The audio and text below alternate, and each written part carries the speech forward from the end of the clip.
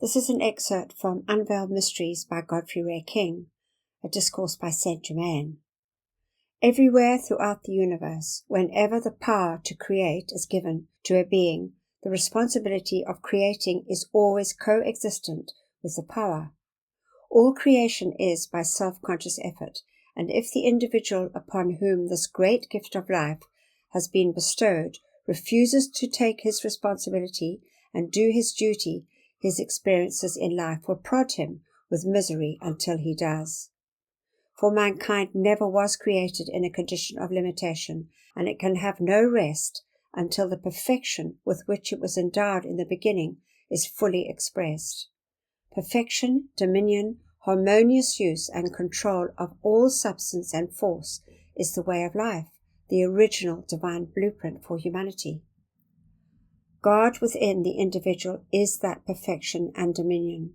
It is that mighty I Am presence within the heart of everyone, which is the source of life, the giver of every good and perfect thing.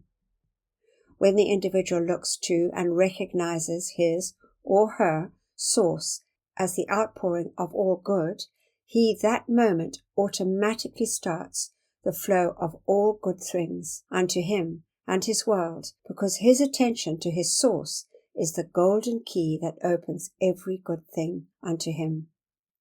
The life in every person is God, and only by the self-conscious effort to understand life and express the fullness of good through himself can the discord in the outer experience cease. Life, the individual, and the law are one, and so it is unto eternity. God and nature bestow their wealth lavishly upon the earth for the use and blessing of the souls who incarnate here, but the selfishness and lust for power within the feelings of mankind make them forget the higher way of life and cause mankind's inhumanity to man. The few who rise to control of the masses should have the intelligence to know that what helps the mass helps the individual most.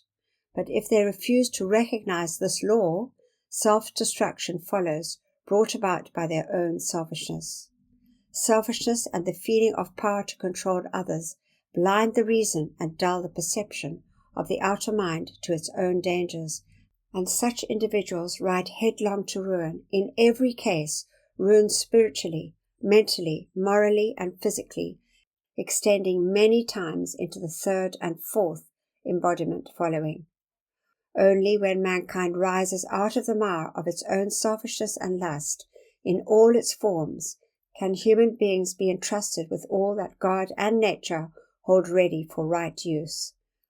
But any individual, as he cleanses himself of his own selfishness and lust, may have the fullest use of all these riches, when he will use them harmoniously and for the blessing of others.